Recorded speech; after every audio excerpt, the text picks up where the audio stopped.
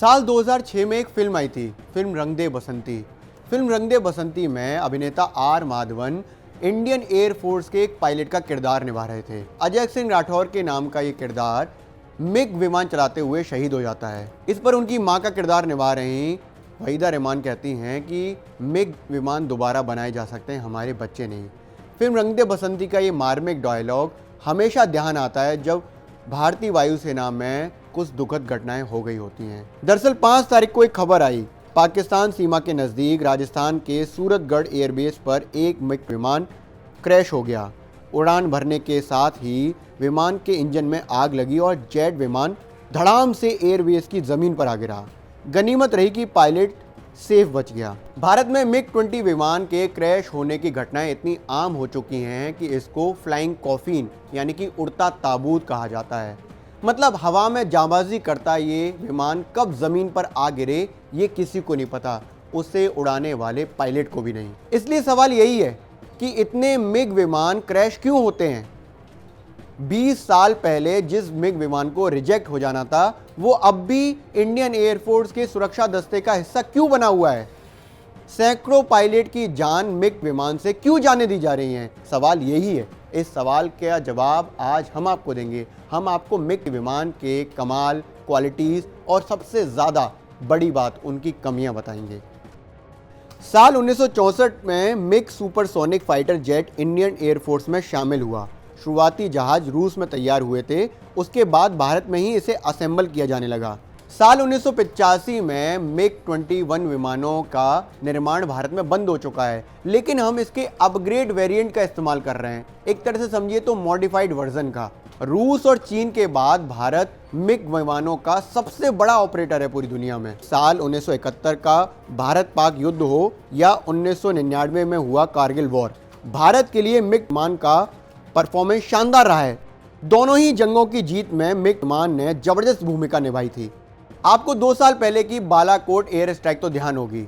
इस Balakot air strike में जो भारत के रियल हीरो रहे थे अभिनंदन वर्धमान, वो भी मिग विमान बाइसन चला रहे थे। बाइसन जो है वो अपग्रेड वर्जन है मिग विमान का, लेकिन मिग विमान से उन्होंने पाकिस्तान का F-16 मार गिराया था। ये वाकई बड़ी बात है क्योंकि F-16 अमेरिका द्वारा तैयार किया गया एक बहुत ही अपग्रेडेड फाइटर प्लेन है और उसको मिग विमान से मार गिराना बहुत बड़ी बात है। आपको बताते हैं कि मिग 21 विमानों की क्वालिटीज़ क्या हैं। 1985 में बंद हुए प्रोडक्शन के बाद मिग विमानों को लगातार अपडेट किया जा रहा है। 2006 में 110 मिग 21 विमानों को मिग 21 बाइसन में अपडेट किया गया। जैसा कि हमने आपको पहले बताया कि बालाकोट एयर स्ट्राइक आपको ध्यान होगी, इस हवाई जंग में भी भारत के रियल हीरो अभिनंदन वर्धमान भी मिग 21 बाइसन उड़ा रहे थे। मिग 21 विमान काफ़ी पहले से ही पावरफुल है, लेकिन जब इसको अपडेट किया गया तो इसको और बेटर बनाने की कोशिश करी गई। अपडेट बनाने की कोशिश में इसमें जोड़ा गया मल्टी मोड रडार, नई एवियोनिक्स। कई बार ये चर्चा सामने आती है कि मिग विमानों को क्या भारतीय एयरफोर्स में एक बोझ की तरह लादा जा रहा है। नहीं, कई एक्सपर्ट्स का मानना ये है कि मिग 20 विमानों में अभी भी दम बचा है, उनमें लाइफ बची है, उसमें जो स्पेस दिया जा रहा है वो ठीक है। मिग 21 विमान अभी भी बहुत पावरफुल हैं और एयरफोर्स के सुरक्षा दस्ते के लिए बेहद ज़रूरी हैं।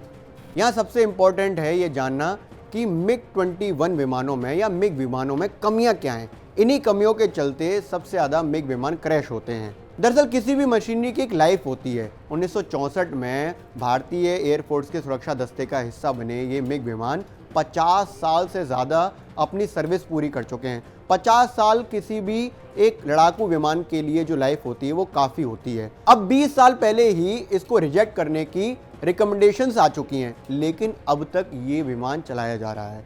सरकार द्वारा दी गई जानकारी की माने तो 1971 से लेकर 2016 तक 490 मिग विमान क्रैश हो चुके हैं, जिसमें 200 लोगों की जान जा चुकी है। ये वाकई बड़ा आंकड़ा है। दरअसल मिग विमानों के क्रैश होने के जो 2 बड़े कारण बताए जाते हैं वो है इसकी एक लैंडिंग स्पीड।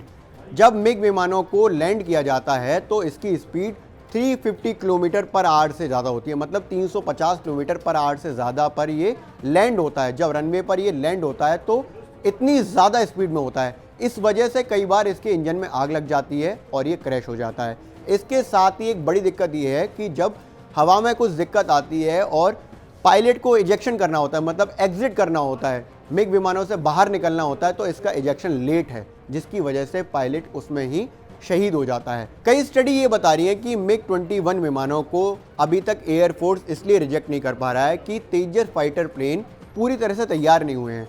20 साल पहले मिग 21 विमानों को रिजेक्ट करने की रिकमेंडेशंस आ चुकी हैं, लेकिन अभी तक एयरफोर्स रिजेक्ट नहीं कर पाया। उसका कारण ये है कि उसका कोई स्पेस लेना चाहता है। मतलब मान लीजिए कि अगर मिग विमानों को अभी हटा दिया जाए तो उसकी जगह कौन से विमान उड़ाए जाएंगे, तो उसकी जगह तेजस विमानों को जगह दी जाएगी। लेकिन तेजस विमान अभी तक पूरी तरह तैयार नहीं हुए हैं। बताया जा रहा है कि 2022 से लेकर 2023 तक तेजस विमान तैयार हो सकते हैं और तब मिग विमानों को हटाया जा सकता है। लेकिन ये लंबी बात है, फौरी तौर पर देखें तो इस तरह की अभी कोई बात सामने नहीं आ रही है कि मिग विमानों को भारतीय सुरक्षा दस्ते से हटाया जाए।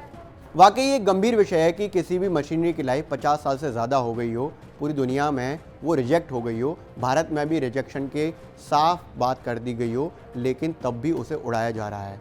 दरअसल ये साफ बात है कि भले ही एयरफोर्स के पास उसका कोई स्पेस नहीं है, उसके लिए कोई सामने विकल्प नहीं है, लेकिन किसी भी मशीनरी की वैल्यू इंसान से ज़्यादा नहीं हो सकती है।